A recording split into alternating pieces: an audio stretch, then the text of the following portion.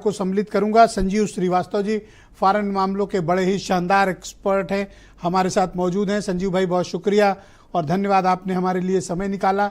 मैं आपसे जानना चाहता हूं, ये फॉरेन डेलीगेशन जो भारत सरकार भेज रही है दुनिया भर के मुल्कों के लिए, जिसमें राजीव जी भी जो उसका हिस्सा है, हमारे साथ इत्तेफाक से आज कार्यक्रम में भी मौजूद हैं। मैं आपसे जानना चाहता हूं इसका कितना महत्व है। ब्रिजेश जी, सबसे पहले तो आपको नमस्कार, डिस्टिंग्विश्ड पैनलिस्ट को मेरा नमस्कार, दर्शकों को भी, और आपने मुझे अपने शो में इनवाइट किया, इसके लिए विशेष आभार। देखिए, आपका जो प्रश्न है वो मेरा ऐसा मानना है कि ये बेहद महत्वपूर्ण कदम है, और इस कदम के माध्यम से, इस इनिशिएटिव के माध्यम से भारत की सरकार पूरे अंतर्राष्ट्रीय समुदाय को पाकिस्तान के द्वारा प्रचारित प्रसारित किए जाने वाले हर तरीके के झूठ, फरेब, प्रोपेगेंडा, मिस इन्फॉर्मेशन को डिफीट करने के लिए जाहिर है कि पाकिस्तान के ऊपर एक डिप्लोमेटिक स्ट्राइक कर रही है। हमने ये जो डिप्लोमेटिक स्ट्राइक है वो पहले भी की है, चाहे वो सारे डिप्लोमेट्स को बाहर करना, सिंधु जल समझौता स्थगित करना और वाघा अटारी बॉर्डर क्लोज करना, अंतर्राष्ट्रीय समुदाय में जो FATF और IMF में जाकर के पाकिस्तान को एक्सपोज करना, ये तो हमने किया ही है। लेकिन पाकिस्तान के द्वारा जो लगातार जो मिस इन्फॉर्मेशन फीड की जा रही थी कि हमने ये इतने विमान गिरा दिए, ये कर दिया, वो कर दिया, ये सारी जो मिस इन्फॉर्मेशन है उसको डिफीट करने का जो लक्ष्य है वो हमारा ये सर्वदलीय जो प्रतिनिधिमंडल है वो करेगा।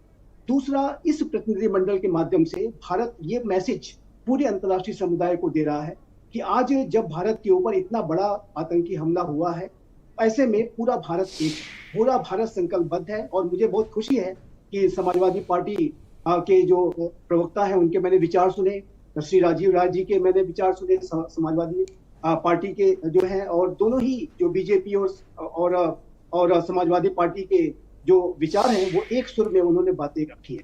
और ये बड़े हर्ष का विषय है कि आज पूरा भारत, चाहे वो कोई भी राजनीतिक दल हो, किसी भी संप्रदाय से जुड़ा हुआ कोई बड़ा नेता हो, सभी एक सुर में बात कर रहे हैं।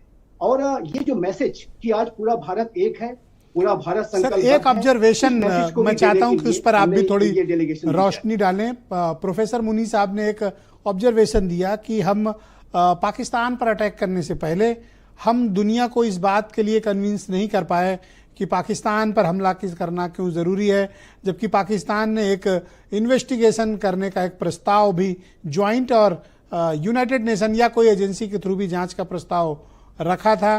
क्या हमने कोई अपॉर्चुनिटी मिस की थी डिप्लोमेट की?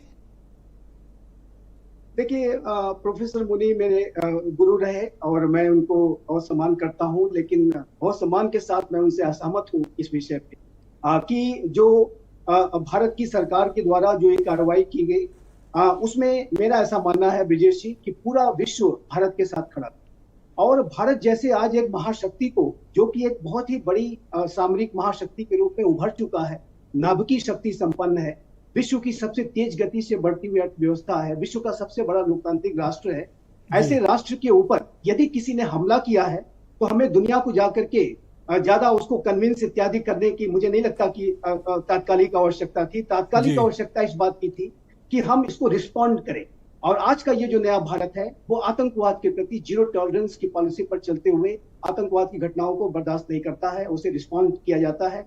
ये बहुत दुर्भाग्य था कि 26/11 के समय में जो घटना हुई थी, जो भारत के ऊपर सबसे बड़ा आतंकी हमला था, तत्कालीन सरकार ने इसी तरीके के जो न्यूक्लियर ब्लफ इत्यादि जो पाकिस्तान करता था, अंतर्राष्ट्रीय समुदाय क्या कहेगा, न्यूक्लियर वेपन्स उनके पास हैं, इत्यादि इत्यादि सब सारे विचारों को रखते हुए कोई रिस्पांस नहीं किया। और जो कि आप देखिए तो पाकिस्तान ने उसका बहुत ही एक्सप्लॉयटेशन किया।